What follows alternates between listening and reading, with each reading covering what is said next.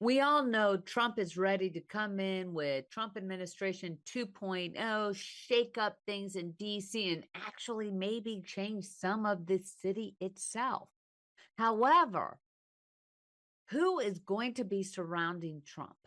And who is this woman, Suzy Wiles, a Floridian, who's going to be taking on probably what is one of the most important staffing positions of any presidential administration, but also who is a key person in Trump's very, very inner circle? Suzy Wiles, a veteran political strategist with decades of experience, has been appointed as President elect Donald Trump's incoming White House chief of staff, making her the first woman to hold this position. Yes, she is breaking ceilings, as Hillary Clinton would love to say. Known for her behind the scenes role as co chair of Trump's campaign, Wiles was instrumental in building a more professional operation of his third White House bid. With her extensive background in Florida politics and experience managing the high profile campaigns, Wiles now transitions to pivotal role as Trump's closest advisor and confidant.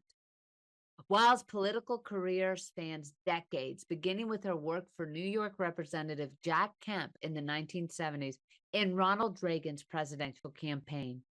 After moving to Florida, she advised local leaders involving Jacksonville mayors and Representative Tilly Fowler before managing statewide campaigns such as Rick Scott's successful gubernatorial bid. Her relationship with Trump began in 2016 when she managed his Florida campaign, delivering a critical win that helped secure his presidency. However, her history with now Governor Ron DeSantis of Florida has been marked by tension.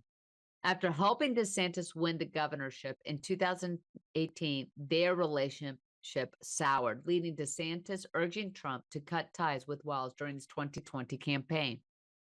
Despite this, Wiles emerged as a key player in Trump's 2024 campaign, leveraging insider knowledge to decisively defeat DeSantis in the Republican primary. Known for her discreet and strategic style, Wiles occasionally stepped into the spotlight to defend Trump and assert her influence, as seen in her rare public rebuke of DeSantis.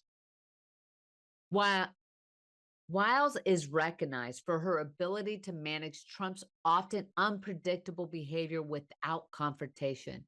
By earning Trump's respect and demonstrating the benefits of following her advice, she maintained a strong influence over his campaign decisions. Trump frequently praised Wiles publicly, highlighting her role in leading what he called his best run campaign. And in fact, when looking back at compared to the three, which is interestingly enough, it really was the best managed campaign, especially in the latter part. Her pragmatic approach extended to hands-on tasks such as canvassing voters at campaign events, exemplifying her willingness to focus on results over recognition. As White House Chief of Staff, Wiles faces the challenge of maintaining her staying power in a role that saw high turnover during Trump's first term. Trump has acknowledged mistakes in hiring during his initial presidency and now asserts he knows how to select the best people. Wiles' combination of loyalty, competence, and her ability to navigate Trump's personality may give her a stronger chance of success in a very demanding role. The appointment of Wiles signals a shift in Trump's inner circle and a possible stability or stabilization of his White House operations. Balancing the roles of confidant, gatekeeper, and policy corner will be pivotal in shaping Trump's second term. Her reputation as a strong, intelligent leader has drawn praise from allies like Senator Marco Rubio, who celebrated her selection as a reflection of Trump's commitment to excellence and leadership. And one of the big pre-administrative tasks that she is taking on is getting Trump's cabinet selections appointed. Her goal is to have as many of those cabinet positions filled prior to Monday, the 20th of January, but very much soon after. And so let's turn to the Senate confirmation hearing. It is worthy to say that some of this is just Mean Girls. I question what the Democrats are thinking in that. Why not look at and question the person on the ability to run a major department or seat within the cabinet rather than who's sleeping with who or did you violate your marital vows? And of course, I'm talking about the Hegseth. Pete Hegseth's senatorial confirmation hearing.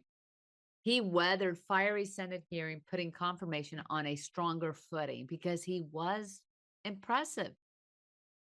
So Pete Hegseth, Donald Trump's nominee for defense secretary, endured a heated Senate Armed Services Committee hearing where his qualifications and character were called into question. Democrats criticized his personal conduct and lack of experience, while Republicans defended his suitability as a change agent, focusing on restoring the military's warrior culture. Of course, the Republicans were more concerned about the woke, get rid of woke, where the Dems were attacking him on cheating on his wife. These are the same Democrats that stood by Bill Clinton, FYI, getting drunk after a conference at a bar. And actually, a very hilarious point, and I know I'm totally off script here, of a Republican senator admonishing the Democrats for casting stones when they live in glass houses, basically pointing out how many times they had to come at night to put in a vote and there were senators drunk and they weren't told they had to vacate their seat, or the fact that there were many senators that were going through divorces or had gotten divorced due to cheating. Is pot calling the kettle black? But one of the most important things that really should have been questioned is Hegseth's ability to manage a multi-billion-dollar, really trillion-dollar Department of Defense. This is the largest employer of the United States government. Is he capable of being the manager? He is the CEO of this huge trillion-dollar complex. Also, how about what his viewpoints are in the fact that our security and national security defense organizations have even stated that our armies are woefully unprepared compared to China and Russia as far as technological battle. We're also dealing with recruitment. Now, Hegseth handled his criticisms and those questions extremely well. He is very well learned. He is also someone with on the ground, in the boots experience as an infantryman. And his being a Fox News commentator does help him in knowing how to approach it. So let's go forward on the others. So let's do 7 takeaways from a jam-packed day of confirmation hearings from Wednesday. 6 of President-elect Donald Trump's cabinet nominees face Senate confirmation hearings. Pam Bundy, Marco Rubio. For Secretary of State, Pam Bundy, Attorney General, former Attorney General of Florida. Sean Duffy, Transportation Secretary. John Ratcliffe, CIA Director. Chris Wright, Energy Secretary. And Russell Voigt, Budget Director. Largely avoiding controversy that might derail their confirmations. While Democrats probe for vulnerabilities, the Republican Senate majority makes it likely the most, if not all, of the nominees will secure approval. Now, with Hegseth, he is probably the most controversial, behind maybe RFK Jr. and also, thankfully, Matt Gaetz, who stepped down. And good riddance. Please do not run for governor of Florida. Please. Matt Gaetz, train wreck. But you know who is impressive is Pam Bundy. Pam Bundy's hearing focused heavily on her refusal to fully acknowledge Trump's 2020 election loss, an issue that drew sharp criticism from Democrats. And at some point, some of the senators being extremely rude, mansplaining and derogatory, where were the other Democrat females going, hey, she's a woman, you should be respectful? No. but she handled herself extremely well and stating that that lawfare is going to be ending. It is done, that she is there to uphold the Constitution. She is there to uphold the laws of the United States, and that any investigation will be determined whether there was a true violation of laws. And even though she has personal beliefs, such as she is pro-life, that she will adhere to any policies and laws that are in place. Marco Rubio, who most likely will get bipartisan support for his nomination as Secretary of State, struck a more measured tone in his hearing, advocating for a negotiated settlement in Russia-Ukraine war. While emphasizing his opposition to Putin, Rubio suggested that both Russia and Ukraine would need to make concessions to end this conflict, signaling alignment with Trump's desire for a swift resolution. Rubio's comments reflected his broader support for Trump's foreign policy priorities, though they sparked concerns about Ukraine's leverage in peace talks.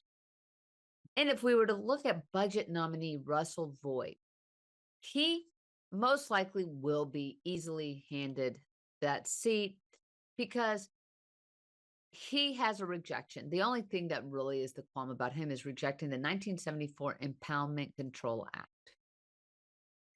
And this law, designed to prevent presidents from withholding congressionally appropriated funds that were upheld by the Supreme Court. And this has more to do with, as well as I think other nominees like former Governor Bergman, in that maybe there should be strings attached to some funds when it comes to changing certain policies. It is definitely interesting to watch these Senate hearings. I wish I could say that they showed true statesmanship or leadership on both sides, because the reality is just doing tit for tat and, oh, you're anti-woman, or you slept with other women, or you defended and you were part of the legal team that had that questioned the validity of the Pennsylvania elections. That should not be it. Set it aside. Okay, we have moved on. It's move on from the wokeness, move on from all the BS that you were trying to push on the Democratic national side during the campaign season. The people have spoken. We are tired of this. We want United States to be a focus, bring back governance, bring back leadership. Again, we'll see what happens as we proceed forward. But one thing's for sure, if, for the last few days that TikTok is still on air, you can get some really funny clips if you want to watch the Mean Girls of Senate hearings. I'm going to take a quick commercial break, tune right back in after this.